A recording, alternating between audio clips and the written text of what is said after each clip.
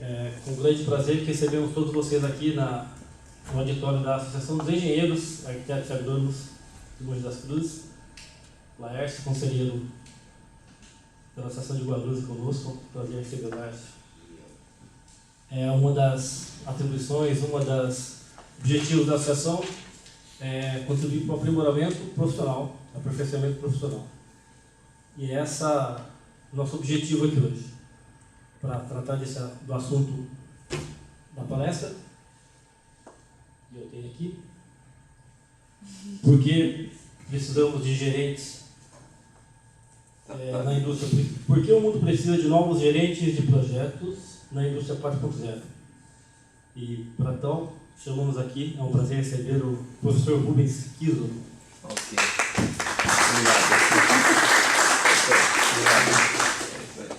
Valeu, obrigado. Boa noite, pessoal. Vocês estão conseguindo ouvir direitinho? Então, beleza. A gente vai falar sobre um assunto que é bastante polêmico. Tá? Algumas estatísticas que a gente colocou aqui, às vezes pode até assustar um pouco.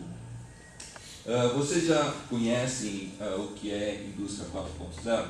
Alguém já teve contato, já ouviu falar, já viu, já assistiu alguma coisa? Realmente é uma novidade que está chegando no Brasil, vai demorar um pouquinho mais, mas a nível internacional já é realidade. E pelo fato de a nível internacional já é realidade, a gente tem que tomar cuidado, porque se a gente quer realmente acompanhar a globalização e a evolução mundial sobre as coisas, a gente vai ter que estar atento para o que está vindo por aí. E está vindo muito rápido. Então, vamos lá então começar a falar a respeito. Por que Revolução Industrial 4.0? A primeira Revolução Industrial aconteceu com a máquina a vapor e a indústria têxtil. Então, quando entrou a indústria têxtil e a máquina a vapor, houve uma controvérsia, o pessoal ficou bravo, falou que ia ficar desempregado, botaram fogo na casa do rapaz que desenvolveu a máquina têxtil. Né? A segunda Revolução Industrial começou na produção em massa, quando o pessoal começou a automatizar alguma coisa que depois veio realmente a era da automação. Essa linha de produção em massa aqui, que foi responsável? Foi em Ford. Tá? Ele começou a desenvolver a linha de produção de forma sequencial, mudou a forma artesanal de confeccionar o automóvel, e aí o mundo passou também a copiar o Henry Ford. A terceira revolução industrial aconteceu na era da automação, onde colocou-se então todas as máquinas robôs, todas as máquinas de automação de processos e assim por diante. Tá? E a quarta seria uma revolução cibernética. Quando a gente fala de revolução cibernética, parece filme de ficção científica, né? Mas não é. É realidade. Tá? Por que é realidade? Nós vamos mudar o conceito das indústrias de serviço a nível mundial, e a gente já está sobrevivendo a algumas mudanças desses conceitos, e a gente está recebendo essas mudanças e a gente não está percebendo que a gente está vivendo um novo conceito. E vai mudar de uma forma tão grande que a distribuição da riqueza vai mudar, e também o planeta vai ficar mais sustentável, do qual, inclusive, está tendo essas reuniões da sustentabilidade para poder estar modificando o planeta, principalmente o pessoal está preocupado com o clima global, né? Com o aquecimento global. Por que é uma revolução cibernética? Porque nós vamos estar juntando a máquina, a informação e o homem, uma coisa só. Por enquanto é um conceito, tá? E está em fase de transição. Ela começou lá na Alemanha, em 2010, através de um conceito. Desse conceito, eles começaram a fazer os estudos. Desses estudos, eles fizeram algumas coisas, principalmente com a Siemens, e entenderam que isso é uma realidade. Aí o Japão entrou também nessa parte da indústria 4.0. Recentemente, os Estados Unidos entrou, mas ela está patinando um pouco, e recentemente a Coreia e a China entraram também na indústria 4.0. E entende-se que é irreversível a indústria 4.0. O que seria? Quando entrou a internet, que a pessoa com essa informação, ela abriu um leque de opções para a evolução nossa. Que até então, sem internet, a gente tinha um padrão de vida completamente diferente. Hoje, a gente não consegue viver sem um celular. Quando esquece o celular, a gente fica apavorado. A gente fala assim, será que alguém está telefonando? Será que alguém mandou WhatsApp? A gente fica realmente apavorado. E o que vai estar acontecendo a nível da Revolução 4.0? São pessoas, mais informação, ou seja, internet, juntando com máquinas e equipamentos. O pessoal fala assim, mas isso já não está acontecendo? Realmente está. Mas vai acontecer de uma forma muito mais forte do que vocês imaginam. O que vai acontecer de benefício com a Revolução 4.0? Revolução industrial. Redução de custo, conservação ambiental, transparência no negócio, economia de energia, redução de erros, aumento da qualidade, aumento de segurança, fim de desperdício e personalização. Sem escape. Tá? Ainda está uma incógnita, né? O que é essa tal da Revolução 4.0 que a gente está falando? Já tem uma dica, né? Porque a gente está falando da internet, está falando da automação, etc. O que vai acontecer com a nossa tecnologia? Internet das coisas e máquina falando com máquina. Aí que está a grande novidade. Ou seja, nós estamos começando a implementar a inteligência artificial. Então, significa que a interação humana para algumas indústrias vai, principalmente na parte de mão de obra repetitiva, vai deixar de existir e vai ser substituído por máquina. Aí isso já não está acontecendo? Tá. A gente for na fábrica da Nissan, lá em Resende, vocês vão ver que boa parte do parque fabril da Nissan é robotizado.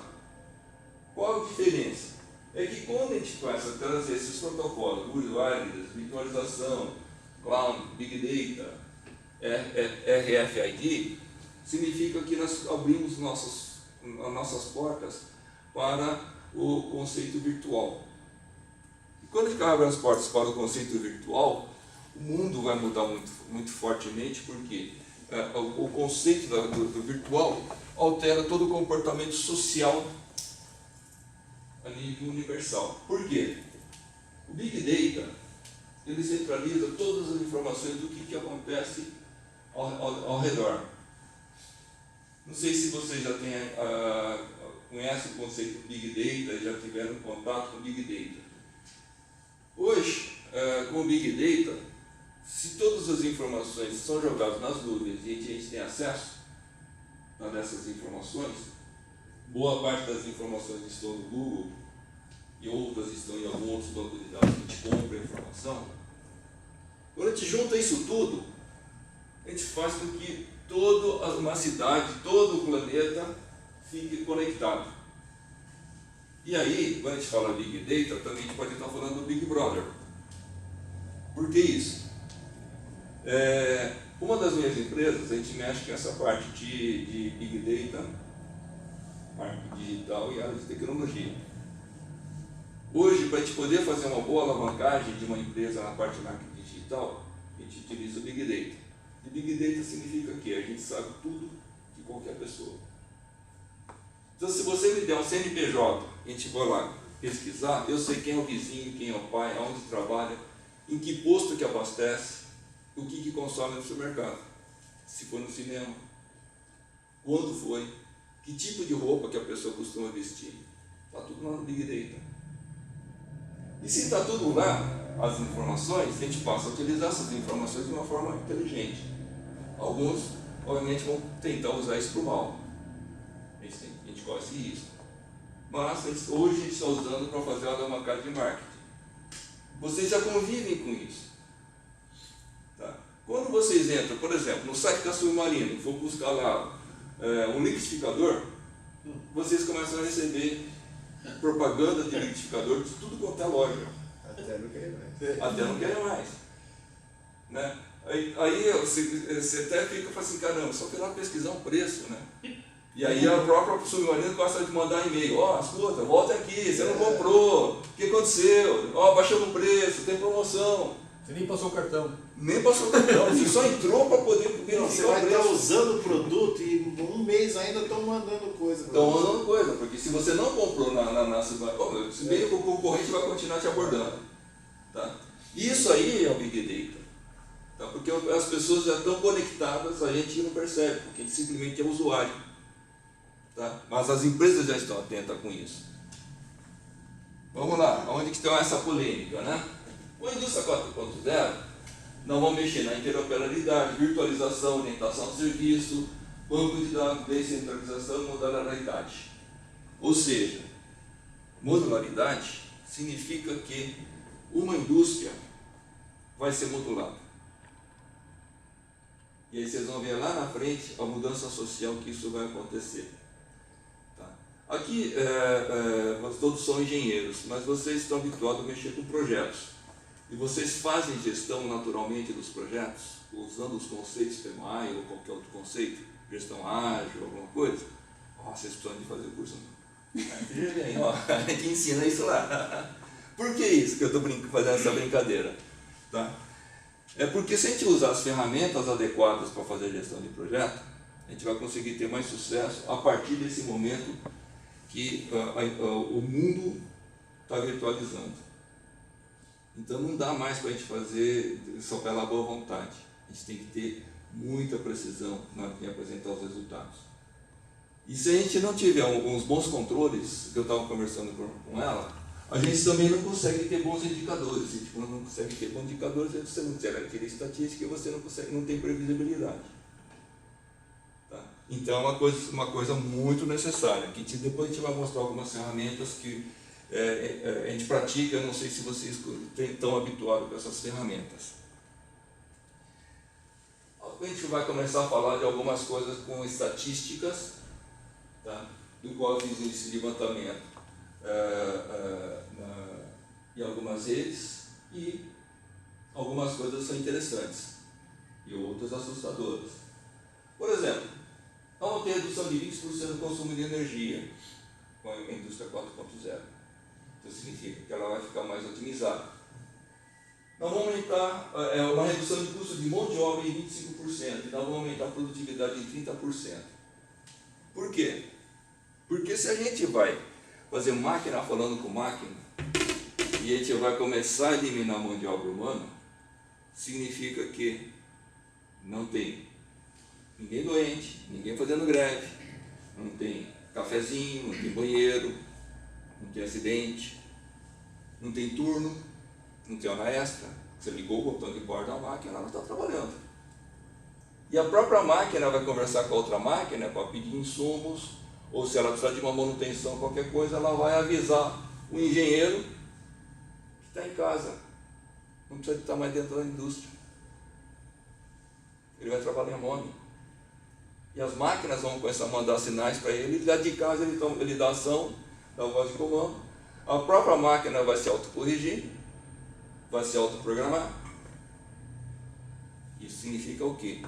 Que se você não precisa mais ir trabalhar na fábrica, você vai trabalhar em home, seus hábitos vão mudar. Certo? Vamos lá, mais estatística. 5% de redução é esperado, 5% de redução do custo operacional, e 2,3 trilhões de dólares é o impacto econômico até 2025. A gente tinha que acabar mais. 2,3 trilhões de dólares é muita coisa.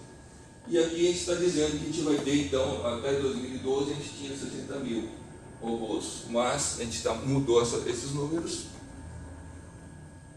Então, olha só, está previsto um desemprego de 60 milhões de pessoas até 2025. Poxa, a gente está impressionado com 14 e 60, então. O que vai ser? Certo, o pessoal está falando muito barulho, porque nós estamos agora baixou para 13,7 milhões de pessoas desempregadas no Brasil. E está previsto até 2025 60 milhões. O Brasil tem 200 milhões. É uma proporção bastante forte. Tá? Outro número de estatística. E essas estatísticas são estudos que o pessoal está fazendo, do qual eles estão tirando algumas conclusões. Pode haver um certo erro em cima do estudo, mas é uma realidade que pode e vai acontecer.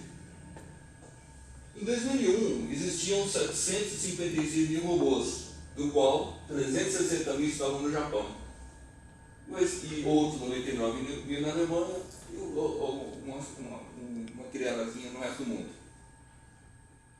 Olha que interessante, né? Os dois países que perderam a Segunda Guerra Mundial são os países que estão mais automatizados.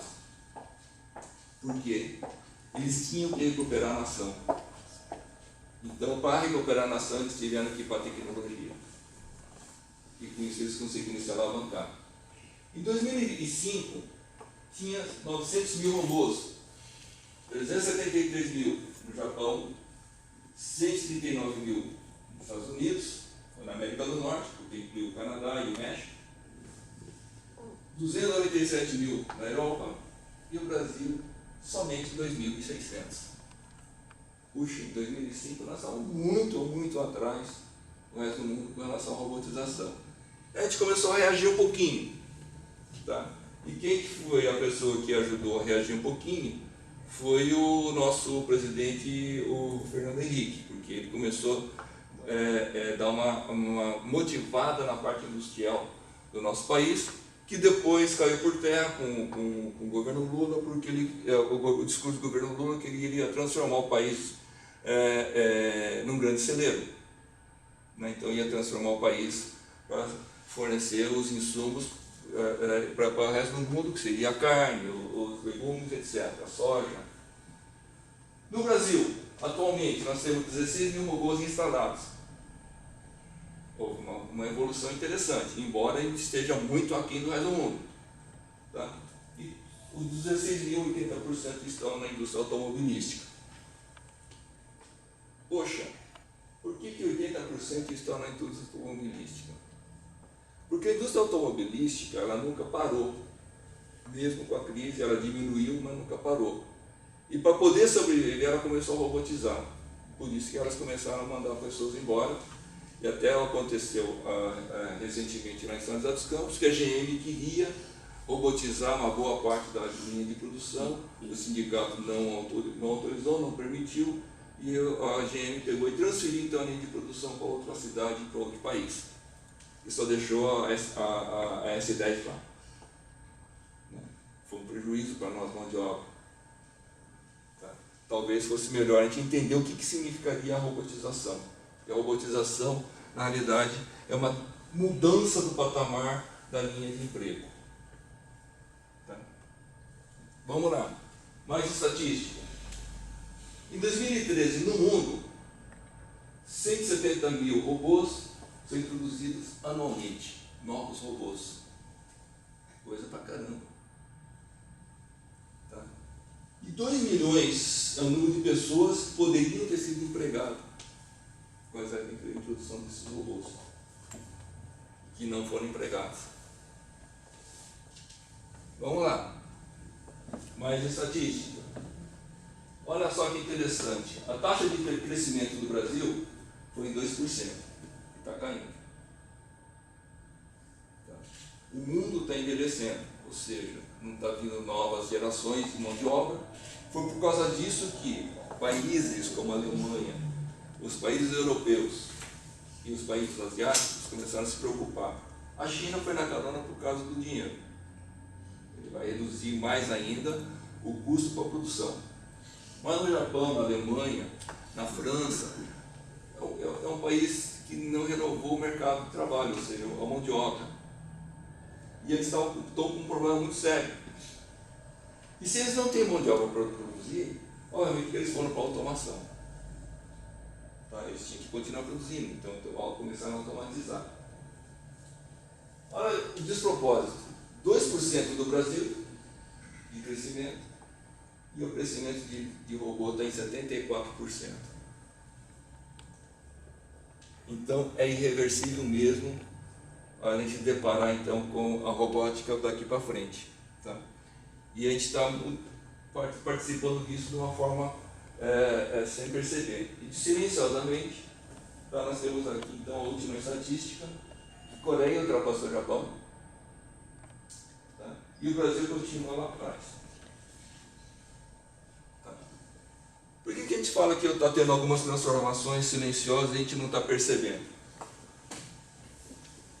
Obviamente que todo mundo aqui tem conta de banco.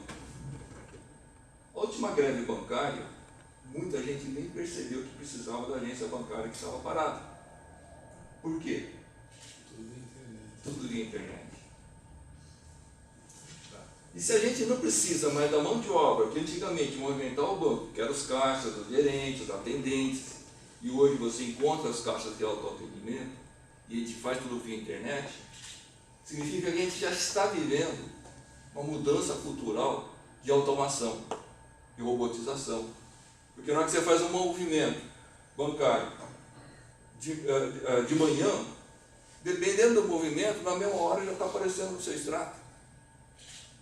O que antigamente só rolava no dia seguinte, porque tinha que fazer a compensação noturna. Né? Antigamente, quando a gente usava a máquina de escrever, a gente, para fazer um livro desse tamanho aqui, quanto tempo a gente levaria? E que não é um livro de grandes quantidades de páginas. A gente errava, tinha que colocar o corretor, a gente tinha que colocar aquela tintinha branca, depois inventar aquele papel azul que batia a mesma letra em cima. Né? A escrituração contábil era feita com a caneta. A gente colocava a água sanitária, que é a cândida, para apagar, para poder escrever em cima quando a gente errava. Hoje, o contador basicamente ele virou um guarda-livro, porque na hora que saiu o cupom fiscal já está sendo lançado, o governo já sabe o que você está gastando, a gente já sabe no Big Data o que você gastou, o cartão de crédito já sabe, e o contador também já pode, se começar a entrar nessa onda, ele começa a receber as informações. Por que ele vai receber essas informações? Porque estava previsto até em 2014, e depois retardou por conta da não evolução da parte de tecnologia no Brasil. Em 2014, as grandes contas, né, pessoas que tinham um poder aquisitivo acima, ele não declararia mais imposto de renda. Não sei se ouviram falar sobre isso. Tá? E o governo, já de posse de todas as informações, ela faz a sua declaração de imposto de renda, manda só para você confirmar. Porque você não precisa nem mais arranjar o comprovante. Porque se você vai no médico, passou pelo cartão, automaticamente o governo sabe que você foi no médico. E qual médico está recebendo. Tá? Você gastou com escola, o governo está sabendo que você gastou com escola. O que você acha que está acontecendo quando eles perguntam, você quer nota fiscal paulista? O controle. Quando você pede a nota fiscal paulista, eles estão te vigiando. Embora você tenha um desconto, o crédito. Mas se a gente não estiver fazendo nada ilícito, qual o problema, né? De dar o nosso CPF. Tá? Mas fique sabendo que eles estão te vigiando, eles estão te controlando. E a partir disso, que agora está sendo implantado não é só mais em São Paulo, em outros estados, isso é de propósito porque depois a Receita Federal já tem todo o poder das informações. Porque naturalmente a gente pede a nota fiscal paulista, até brinco com as meninas quando pedem, eu falo assim, não, obrigado, eu sou capixaba.